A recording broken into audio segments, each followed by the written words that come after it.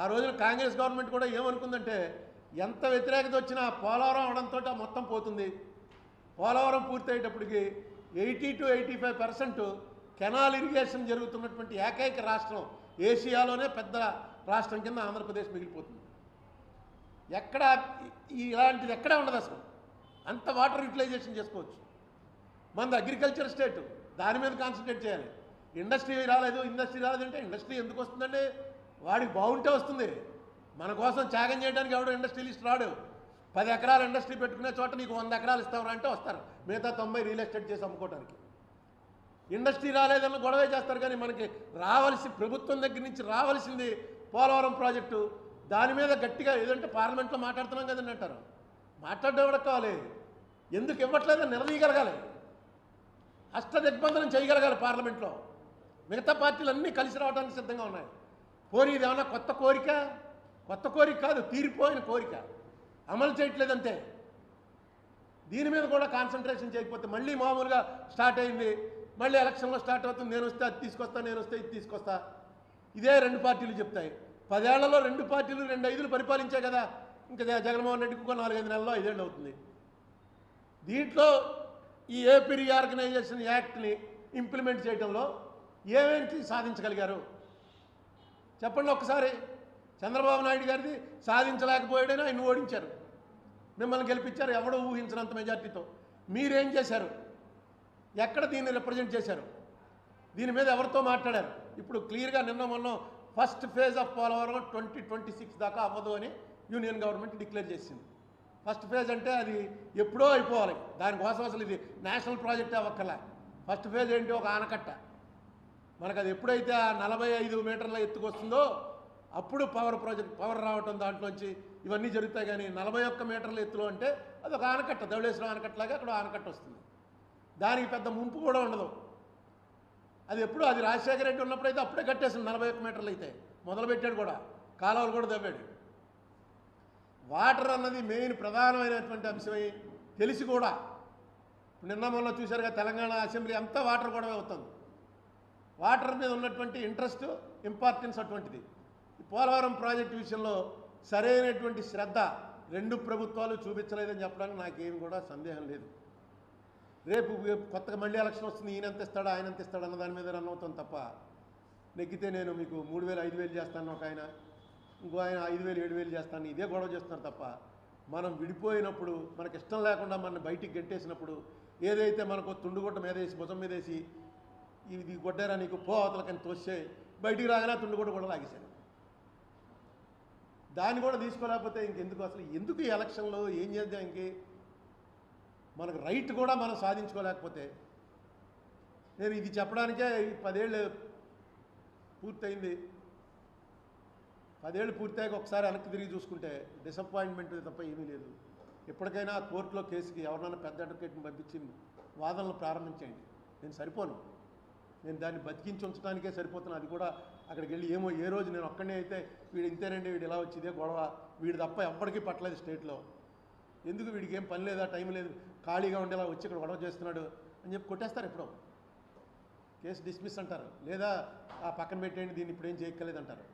Government enter అయిందనగానే నేను చాలా సంతోషించి ఇక్కడ మనం ప్రెస్ మీట్ పెట్టి జగన్మోహన్ రెడ్డికి అభినందనలు కూడా తెలియజేశాం. గవర్నమెంట్ ఎంటర్ అయిందనగానే ఎందుకు ఈ ఎంటర్ ఏంటి ఏమి దానివల్ల ప్రయోజనం లేకపోతే వెంటనే అడ్వాన్స్ డేట్ తీసుకోండి. మీరు ఎలక్షన్కి వెళ్ళే లోపలనే అడ్వాన్స్ డేట్ ఒక సీనియర్ వచ్చి అడిగితే వెంటనే ఇస్తారు.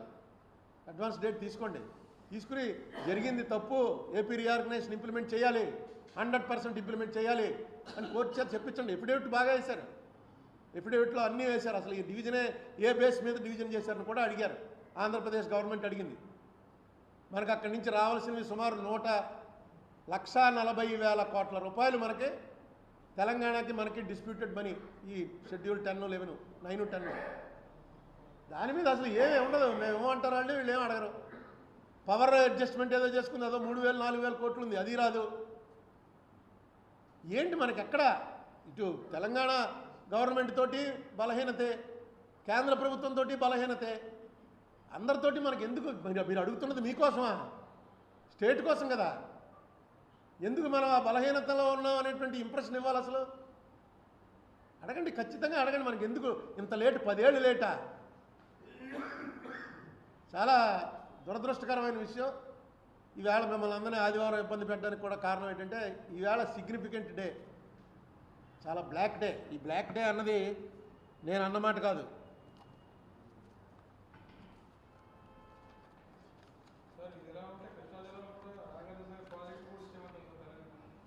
అవునే, మన లోకుకుంటే ఏమనేమంటారు? ఇదిగో ఇది అమిత్ షా గారు 6/8/2019 నాడు లోక్సభలో ఇచ్చిన speech. Sir, through this Lok Sabha I want to tell the people of Andhra, Telangana and also the people of the rest of the country what discussion they did. A proposal is sent which was rejected by the government of AP with 2/3 majority in Andhra Assembly. The doors of Lok Sabha were closed. Marshals have lifted the MPs and have thrown them out. That day is the black day. ఇది ఎప్పుడు కాశ్మీర్ చేస్తున్నప్పుడు 370 రద్దు చేస్తున్నప్పుడు ఇచ్చిన speech. Today is not the black day. That day is the black day. Now you are telling we are not following the rules. Don't forget, your ruling was a black day. Local assembly and local upper house, the council, felt that there should be no division. But why you did it?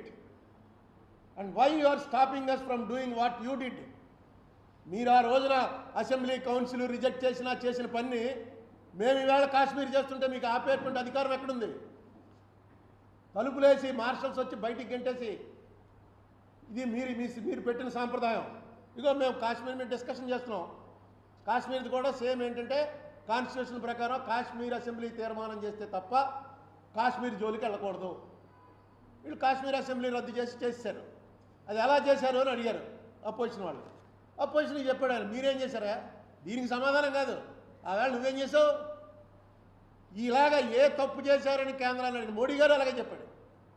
కేంద్రాన్ని ఏ తప్పు పట్టిన వాళ్ళు లేచే ఉంటారు, ఆంధ్రాకి మీరేం చేశారండి? వాళ్ళు చేశారని కూడా వీళ్ళకి తెలియదు. ఆ రోజున మీరేం చేశారని కూడా వీళ్ళు అడగరు. ఆ రోజున వీళ్ళు ఆపితే లేదు కదా, అసలు బీజేపీ వాళ్ళు ఆపితే జరుగుతున్నది అన్కాన్స్టిట్యూషనల్ ఆగం అంటే లేదు. వాళ్ళు నోరు మూసి కూరుకున్నారు. ఇప్పుడు వీళ్ళని అడుగుతుంటారు. దీని మీద ఒక్క డిబేట్ పెట్టండి అని చంద్రబాబు నాయుడు గారు నేను కలిశాను. జగన్మోహన్ రెడ్డి గారు సీఎం అవగానే రాసిన ఫస్ట్ లెటర్ అదే రాశాను నేను. బాబు కొంచెం ఆల్రెడీ చంద్రబాబు నాయుడు గారు ఎస్ అని చేయలేకపోయాడు, నువ్వు చెయ్యి. 23 మంది ఎంపీలు ఉన్నారు. నువ్వేమి మోడీని తప్పు పట్టక్కలా, బీజేపీని తప్పు పట్టక్కలా. ఆ వేళ జరిగిన దాని మీద డిబేట్ పెట్టండి. అది జరిగింది రాజ్యాంగమా కాదా అంటే వాళ్ళు రెడీ అయ్యారు. నేను వెళ్ళి బీజేపీ ఎంపీలతో మాట్లాడాను, వాళ్ళందరూ రెడీ అయ్యారు. అది పెట్టింది కాంగ్రెస్ తప్పు, నాకే అభ్యంతరం లేదు పెట్టమనండి అని.